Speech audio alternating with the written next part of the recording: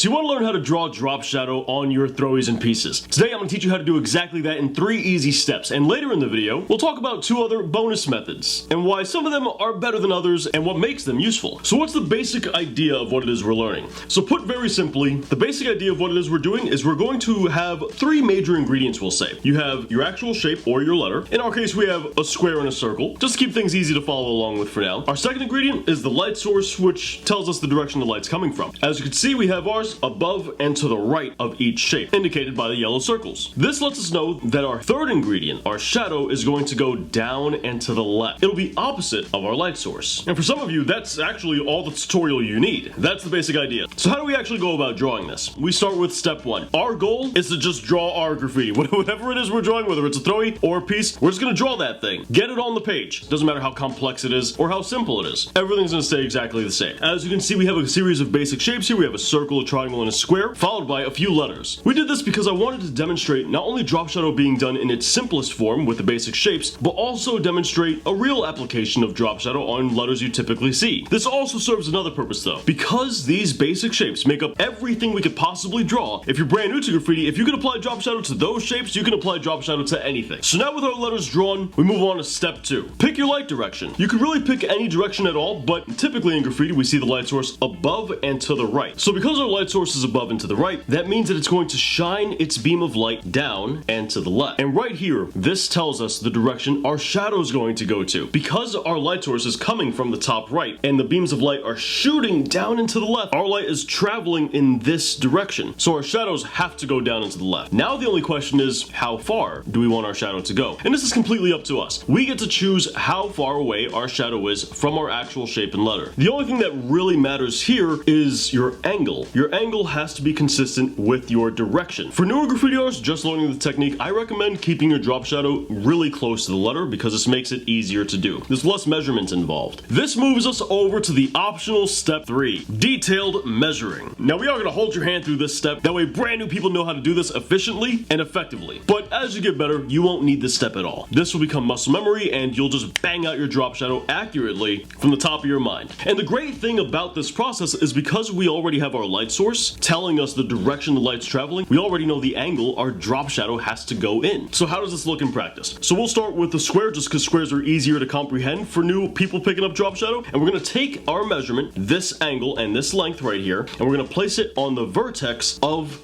our letter or shape. You can see we got ahead and did it on the E as well. And what this line is doing is it's projecting our sketch into a different location. It's letting us know that, hey, this part of our E is going to now go over here. That's all that line tells us. Keep in mind, a lot of people, a lot of amateurs, when they do drop shadow, they actually keep that line, and that's a mistake. We don't want to keep that line. For drop shadow, that line is only used for sketching. So we will be erasing that red line. So now that we have that blue dot, you can go ahead and draw that in. We're going to take our measurement and we're now going to move it to the next vertex. And you're going to do this for each and every single vertex, and you'll notice that as we move to our third vertex over here, you'll see that the red line actually goes into the letter E. What this tells us is that our line is underneath our E. We can't visually see the shadow in that area, so we're not going to draw it. We can completely ignore that vertex because our red line once again goes into our fill-in. You'll continue this process completely around the letter until you've mapped out every single edge, and you'll notice once again we have another vertex here where our red line goes into our fill-in. So once again, we're going to ignore that vertex. We won't be able to see the drop shadow in that area. Step 4, connect the dots. Draw your drop shadow and finish that. Now granted, if you didn't measure your drop shadow, there's no dots to connect, but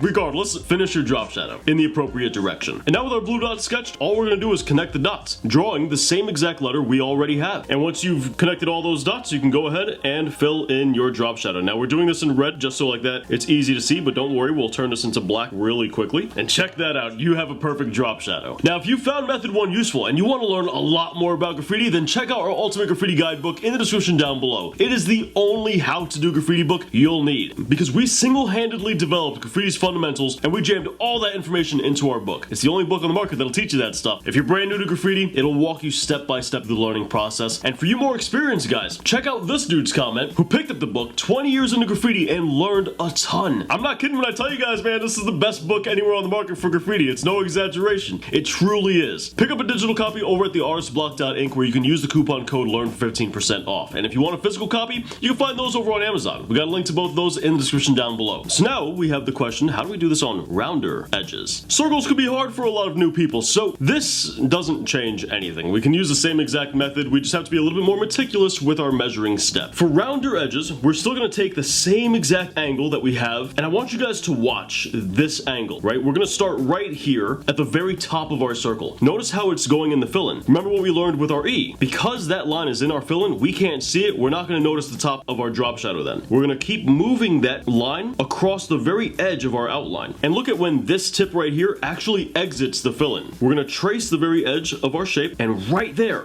is when the very tip of our line exits the fill-in. That means that's where our drop shadow is going to start. Now, if you wanted, you can keep moving your measurements across the very edge of your circle, and you can meticulously measure each and every single point to nauseam. That 100% is an option that you have, and if you're brand new, I actually recommend it. But as you get better, you'll be able to keep scooching this line across the very edge of your surface until the ending of your measurement once again goes underneath your shape. And it's here where we know the end point of our drop shadow. Once you have your starting and your ending point and any measurements in between that you decided to go ahead and do, all that's left to do is just redraw the exact circle from the starting point to the ending point. The same thing stays true on the S, right? Like if we were to apply this to the S, we would follow the same exact principle, drawing our measurement and then dragging that across the very outline of the S, and you'll see that the tip exits right here. And then we'll continue following the outline, and we find that our S overlaps the shadow right there, so we'll draw another dot, and then we'll keep following, and look at that, there's our vertex. So the very tip of the S's bottom aligns here. We continue down, there's the other vertex, and then we continue following the very edge to find where our measurement gets overlapped, and it gets overlapped right here. So once again, we draw another dot. We continue this process around the entirety of the S, and we have our drop shadow. Now, a couple things that we don't want to do, and I'll demonstrate it here on the triangle, because at this point, if you could do a circle and a square, you can be able to do a triangle really easily. But something we don't want to do is we don't want to say, hey, our light source is coming from up here, and then draw our shadow going in the wrong direction, right? We don't want to do that. This is also normally followed up by like a highlight on the same side as the shadow, which doesn't make much sense. Also, something we want to keep in mind is the more accurate your drop shadow is to the actual letter that you're drawing, the better off you're going to be. If your shadow starts doing things like this right here, where we're going up with this angle instead of going down, well, that starts to create problems because that's not accurate to the letter structure. So we're going to be a little bit more inaccurate as well over here, just to demonstrate how this would look if you're not really careful. We'll draw a drop shadow over here as well, going in the wrong direction, and we'll draw more drop shadow once again inaccurately. You see how that doesn't really look convincing? We've botched the entire technique. We didn't even draw drop shadow over on the left top hand side, and we didn't draw drop shadow on the inside closed counter of the R either. So we don't want to be inaccurate with our drop shadow. Last thing we want to avoid is we don't want to be inconsistent with our distance. Once we're inconsistent with our distance, everything goes downhill even if our drop shadow is in the right spot. Inconsistent distance on a drop shadow can undo the whole technique as well, making it look very inaccurate. Now, as you get better at this method, it's really only going to take you 3 steps, and that's draw your shape, decide your light source, finish your drop shadow. This will serve you best when you're out doing walls or when you're even working in your books, right? When you don't have the ability to measure, it's especially useful. You can rely on your own knowledge in order to draw a picture-perfect drop shadow every single time. Bonus method 2. Now, method 2 is amazing for throwies. It's extremely useful for throwies, and this one is very simple. All you're going to do is, once again, choose the direction of your light source, normally top right for throwies especially, and then you're going to take your can and you're just going to re-outline the very edge of your outline on the bottom left of every single letter. That'll give you a really quick and efficient way to rock a drop shadow on your throwies. Method 3. This changes from physical to digital media, but if you're doing things physically, you can draw your graffiti,